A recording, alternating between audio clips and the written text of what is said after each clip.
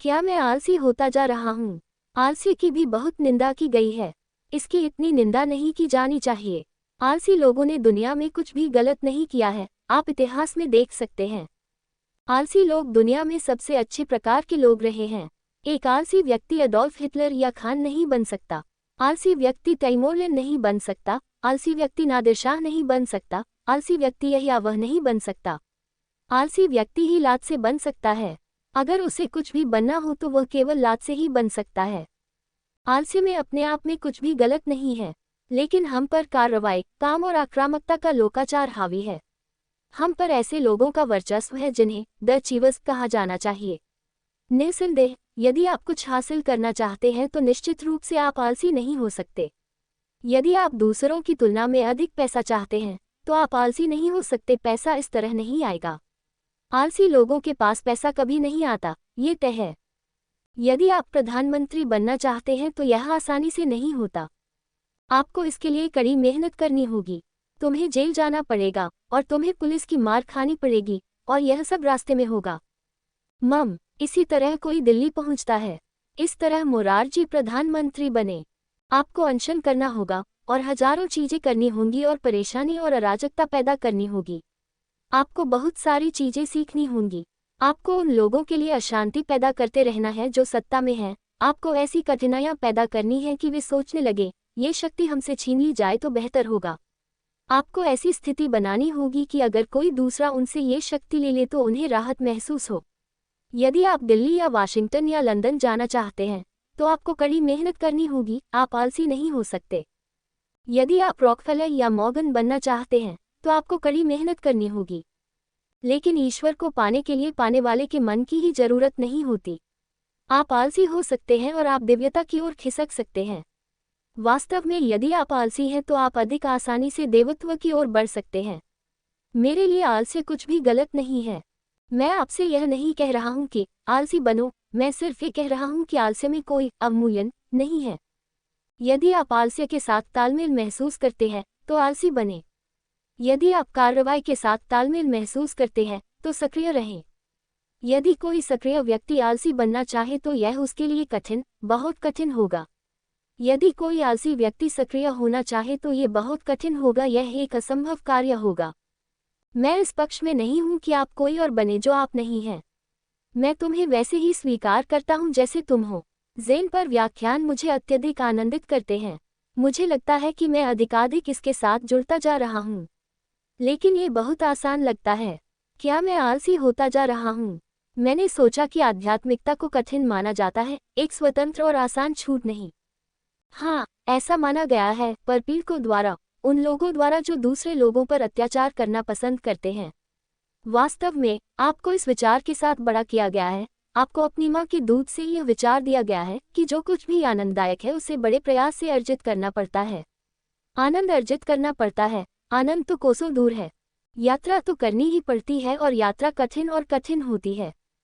ये सरासर बकवास है। आनंद अब यहाँ है और आनंदित रहने के लिए केवल एक ही चीज की आवश्यकता होती है और वह है आनंदित रहें। और कुछ नहीं, कोई अन्य आवश्यकता नहीं। आनंद कोई लक्ष्य नहीं है। ईश्वर कोई लक्ष्य नहीं है। ईश्वर पहले से ही अस्तित्व में है। ईश्वर आपके साथ घटित हुआ है, आप उसे अपने भीतर धारण कर रहे हैं। यह ज़ेन जोर है। ज़ेन यह नहीं कहता कि आपको उसे खोजने के लिए कहीं जाना होगा। वह छिप नहीं रहा है, वह लुका छिपी नहीं खेल रहा है। वह कहीं हिमालय की गुफाओं में नहीं बैठा है, वह तुम्हारे हृदय की गुफा में बैठा है। हिमालय पर मत जाओ, अपने भीतर देखो। और उस रूप के लिए किसी तैयारी की आवश्यकता नहीं होती। उस रूप के लिए किसी आवश्यकता की आवश्यकता नहीं होती। कुछ भी पूर्वकल्पित नहीं है। आप जैसे हैं, आप इसके लिए सक्षम हैं। यह ज़ेन जोर है, यह ज़ेन क्रांति है। ज़ेन यह नहीं सिखाता कि सत्य कठिन है, झूठ कठिन है। उन्हें कठिन होना होगा क्योंकि वे झूठ हैं, आपको उन्हें बनाए रखना होगा। एक झूठ के बदले 1000 झूठ बोलने पड़ते हैं। एक झूठ को बचाने के लिए झूठा बनना पड़ता है। एक झूठ के हिसाब से अपनी पूरी जिंदगी बनानी पड़ती है। एक झूठ बोलो और फिर देखो क्या होता है। तुम एक को बचाने के लिए 1000 झूठ बोल रहे हो, और फिर इन हजारों झूठों का क्या होगा? प्रत्येक झूठ की सुरक्षा अन्य 1001 द्वारा की जाएगी। झूठ कठिन है, सत्य सरल है। सच्चाई पहले से ही मामला है। सत्य वहाँ है, सत्य सूर्य में बरस रहा है, सत्य सर्वत्र बरस रहा है। आप जहाँ भी हो, सत्य उपलब्ध है। तुम्हें नहीं जाना है, तुम्हें एक कदम भी नहीं उठाना है, और यात्रा समाप्त हो गई। आपको बस चुप रहना है और इसके प्रति जागरूक होना है। हाँ, जाने दो, दरवाजा है। वो सब बकवास छोड़ दो जो तुम्हें सिखाया गया है। समाज पर परपीड़कों का बोलबाला है, वे हमेशा कहते हैं कि यह कठिन है, वे हर चीज को कठिन बना देते हैं। यदि कोई चीज आसान है तो वह बेकार है। यदि कोई चीज आसान है तो वह बेकार क्यों है? क्योंकि आसान चीज आपको अहंकार का एहसास नहीं दिलाती, इसलिए हर चीज को कठिन बनाना होगा। जीवन को एक बाधा दौड़ बनाना है, आपके रास्ते में कठिनाइयां पैदा करनी है ताकि आपको एहसास हो कि आपने हासिल कर लिया है। अहंकार तभी उत्पन्न हो सकता है जब कठिनाइयां हो, और अहंकार ईश्वर के मार्ग में सबसे बड़ी बाधा है। इसलिए ईश्वर कठिन नहीं हो सकता। एक बात निश्चित है, गणित बहुत सरल है। अहंकार को कठिनाइयों की आवश्यकता होती है, अहंकार कठिनाइयों से पोषित होता है। जो चीज जितनी अधिक कठिन होती है, अहंकार उतना ही अधिक उसकी ओर खिंचाव महसूस करता है, अधिक आकर्षित, चुंबकीय रूप से खींचा हुआ। कठिन कठिन, अप्राप्य अप्राप्य, असंभव, और अहंकार अत्यधिक उत्तेजित हो जाता है। ये करने योग्य बात है, क्योंकि इसे कोई और नहीं कर सकता। अगर मैं ऐसा कर सका तो शीर्ष पर रहूंगा। अहंकार को कठिनाइयों की आवश्यकता होती है, और हमारा पूरा समाज अहंकार के अनुसार संरचित है। दुनिया की सभी संस्कृतियों का सबसे गहरा दर्शन अहंकार है। वे जो कुछ भी कहते हैं, इसके बावजूद गहरे में सभी समाज अहंकार के विचार के आसपास मौजूद हैं। चीजों को कठिन बनाओ, चीजों को जितना संभव हो उतना कठिन बनाओ। तो यह विचार आपके अंदर जड़े जमा चुका है। सत्य कठिन नहीं है, प्रेम कठिन नहीं है, आनंद कठिन नहीं है। आपको बस इसे जीना शुरू करना है, और कुछ भी गायब नहीं है, एक भी चीज गायब नहीं है। सब कुछ तैयार है, आपको बस शुरुआत करनी है। हैरान मत होइए क्योंकि यह बहुत आसान लगता है। ये दुनिया की सबसे आसान चीज है। यदि आप सरल हैं, तो ये दुनिया की सबसे आसान चीज है। यदि तुम कठिन हो, तो निश्चय ही तुम उसे कठिन बनाओ। यदि आप जटिल हैं, तो आप इसे जटिल बना देते हैं। यदि आप आलसी हैं, बिल्कुल अच्छे हैं, तो आलसी आदमी के लिए भी एक रास्ता है। आपको अपना मार्गदर्शक सही ढंग से चुनना होगा, लाओ त्सु या मैं। तो फिर महावीर को मत चुने, वे मदद नहीं करेंगे। वह एक योद्धा था, वह क्षत्रिय था, और वह केवल लड़ना जानता था। इसलिए जब आखिरकार उसका सामना ईश्वर से हुआ, तो उसने ईश्वर से भी संघर्ष किया। इसलिए उनका नाम महावीर, महान बहादुर व्यक्ति, रखा गया। इसलिए उनकी प्रणाली को जैन कहा जाता है। इसका अर्थ है वह प्रणाली जो आपको जीतने में मदद करती है। महावीर का अर्थ है विजेता, और जैन का अर्थ है जीतने की पद्धति। सत्य के साथ भी वह एक विजेता है, एक योद्धा है। वह इच्छा और कर्म का मार्ग है। यदि आप मूलतः क्षत्रिय है, समुराई है, योद्धा है, तो महावीर को चुने, तब वे सही मार्गदर्शक है। लेकिन अगर आप क्षत्रिय नहीं हैं तो आपको निराश होने की जरूरत नहीं है। यदि आप आलसी व्यक्ति हैं, तो बिल्कुल ठीक, आपके लिए भी मार्गदर्शक उपलब्ध हैं। और मेरी अपनी भावना यह है कि संकल्प से कहीं अधिक लोगों ने समर्पण के माध्यम से ईश्वर को प्राप्त किया है। यह कोई संयोग नहीं है कि महावीर को अधिक अन्याय नहीं मिल सके। यह आकस्मिक नहीं है कि महावीर के माध्यम से बहुत से लोग सत्य को उपलब्ध नहीं हुए हैं। लात्से के माध्यम से और भी बहुत कुछ प्राप्त हुआ, बुद्ध के माध्यम से और भी बहुत कुछ प्राप्त हुआ। बुद्ध एक अजीब मामला है। 6 वर्ष तक वह बिल्कुल महावीर जैसा था। 6 वर्षों तक उन्होंने कड़ी मेहनत की। वे संकल्प के पथ पर लगभग आधा रास्ता तय कर चुके थे। महावीर ने 12 वर्ष तक परिश्रम किया और प्राप्त कर लिया। उसी मार्ग पर बुद्ध ने 6 साल तक काम किया और उन्हें समझ आया कि यह मेरे लिए नहीं है। उन्होंने कड़ी मेहनत की, वह भी कम से कम जन्म से एक जन्मजात क्षत्रिय, एक जन्मजात योद्धा था। लेकिन वह एक अलग तरह का आदमी लगता है, यह उसका स्वाभाविक तत्व नहीं था। 6 साल बाद उन्हें समझ आया कि ये सारी कोशिशें बेमानी हैं।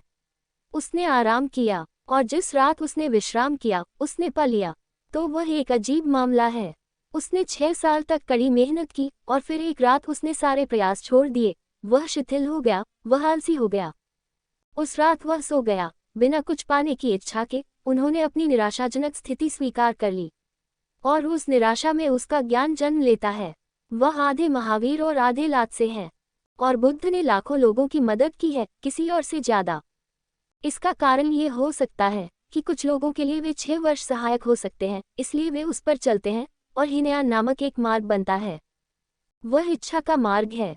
दूसरों के लिए उसके पास दूसरा दृष्टिकोण भी उपलब्ध है, दूसरा द्वार भी उपलब्ध है। महायान जो कठिन संघर्ष नहीं कर सकते, जो सत्य के साथ लड़ने का मन नहीं करते, जो समर्पण करना चाहते हैं और ग्रहणशील बनना चाहते हैं, जो स्त्री बनना चाहते हैं, गर्भ की तरह बनना चाहते हैं, और जब भी सत्य आता है उसे प्राप्त करना चाहते हैं, और हैं आराम करने और प्रतीक्षा करने के लिए तैयार हैं, हाँ, वे बुद्ध के माध्यम से भी प्राप्त कर सकते हैं। महावीर एक ध्रुव है, विल, लात से दूसरा ध्रुव है, समर्पण। बुद्ध ठीक बीच में है, आधे महावीर आधे लात से।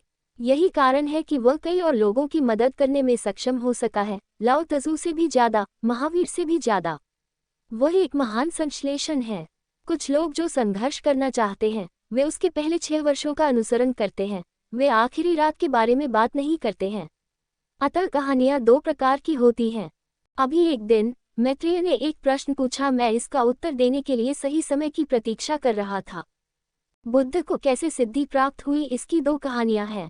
एक कहानी हीनयान कहानी, जो लोग संकल्प के मार्ग पर चलते हैं, वही उनकी कहानी है। वे कहते हैं 6 साल बाद वह बोधि वृक्ष के नीचे इस दृढ़ निश्चय के साथ बैठे कि अगर अब ज्ञान नहीं हुआ तो वह इस जगह को नहीं छोड़ेंगे।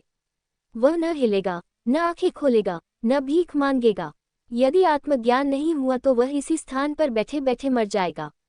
उसने सब कुछ दांव पर लगा दिया और सुबह होते होते वह प्रबुद्ध हो गया। ये हीनयान कहानी है, इच्छा का मार्ग। 6 साल तक उन्होंने कड़ी मेहनत की, लेकिन वह पूरी नहीं हो पाई। अंतिम परिणति पूर्ण दृढ़ संकल्प के साथ, पूर्ण इच्छा के साथ आती है कि अब वह मर जाएगा। या तो ऐसा होगा या वह मर जाएगा, लेकिन वह यहाँ से हिलने वाला नहीं है। ये संपूर्ण दृढ़ संकल्प एक कहानी है। दूसरी कहानी है महायान कहानी, आलसी लोगों की कहानी, उन लोगों की कहानी जो समर्पण सहजता के मार्ग पर चलते हैं। वे कहते हैं 6 साल बाद उसी रात वह प्रबुद्ध हो गए। रात तो वही है पर कहानियां अलग अलग हैं, ये व्याख्या पर निर्भर करता है। उसी रात वे कहते हैं 6 साल बाद 6 साल के बारे में कोई मतभेद नहीं है। पिछली रात समस्या यह है कि वास्तव में क्या हुआ था, और बुद्ध ने वास्तव में क्या हुआ इसके बारे में कुछ भी नहीं कहा है। ये 2 कहानियां हमेशा से रही हैं, और इन कहानियों के साथ बौद्ध धर्म 2 धर्मों में विभाजित हो गया, हीनयान और महायान, कठिन मार्ग और समर्पण का मार्ग। महायान की कहानी ये है कि 6 साल बाद बुद्ध को एहसास हुआ कि सभी प्रयास निरर्थक है। सत्य को प्राप्त करके प्राप्त नहीं किया जा सकता, क्योंकि प्राप्त करने के विचार में ही अहंकार रहता है, प्राप्त करता रहता है। ये समझकर उन्होंने यह विचार ही त्याग दिया। वह उपलब्धि के बारे में सब भूल गया, उसने आराम किया। उन्होंने कहा अब और नहीं। वह एक दिन दुनिया से रुखसत हो गया था, पैसा, शक्ति, प्रतिष्ठा, उसने उन लक्ष्यों को छोड़ दिया था। तब उन्होंने अपनी सारी ऊर्जा एक लक्ष्य आत्मज्ञान, निर्वाण में लगा दी थी। अब उसने मुद्दा समझ लिया कि यह फिर से एक अहम लक्ष्य है, फिर से एक अहम यात्रा है, मैं फिर से कुछ हासिल करने की कोशिश कर रहा हूँ। ये देखकर उन्हें हंसी आ गई होगी। उन्होंने वह विचार भी त्याग दिया, उसने आराम किया। उस रात एक युवती पेड़ की पूजा करने आई थी। वह वृक्ष की उपासक, मूर्ति पूजक थी, और वह पूर्णिमा की रात थी और वह पेड़ की जड़ों पर डालने के लिए दूध और चावल से बनी मिठाई खीर लेकर आई थी। पूर्णिमा का चांद वहां था और उसने इस खूबसूरत आदमी को, इस बेहद खूबसूरत आदमी को वहां बैठे देखा, और उसने सोचा, उसने कल्पना की, यह अवश्य ही वृक्ष का देवता होगा जिसने ये रूप धारण किया है, जो मेरे लिए साकार हो गया है। वह वर्षों से पेड़ की पूजा कर रही थी और उसने सोचा, मेरी प्रार्थना स्वीकार कर ली गई है। इसलिए उसने बुद्ध को खीर भेंट की। एक दिन पहले जाती तो फेंक देता, खीर तो साधु का भोग है, साधु खीर जैसी वस्तु नहीं खाता। उसने कहा होगा नहीं। उसने स्त्री की ओर देखा भी न होगा, सन्यासी स्त्री की ओर देखता ही नहीं। लेकिन उन्होंने इसे स्वीकार कर लिया, उन्होंने खीर पी ली। कई वर्षों के बाद उसका शरीर बहुत संतुष्ट महसूस कर रहा होगा, और फिर वह गहरी नींद में सो गया। जब आप किसी चीज को पाने के लिए अत्यधिक लालायित होते हैं तो नींद हमेशा परेशान करती है, क्योंकि इच्छा उसे परेशान करती रहती है, ये वहाँ एक निरंतर खुमारी बनी रहती है। बुद्ध पहली बार सोए, कोई इच्छा नहीं बची, कोई सपना अब संभव नहीं है, क्योंकि सपने केवल इसलिए हैं क्योंकि आपको कुछ इच्छाएं पूरी करनी हैं। आपकी इच्छाएं आपकी चेतना में स्वप्न जगाती हैं। उस रात शरीर को कई वर्षों के बाद जबरदस्त तृप्ति मिली। ठंडी हवा, पूर्णिमा की रात, पेड़ की छाया। वह बिना किसी सपने के, बिना किसी परेशानी के सो गया।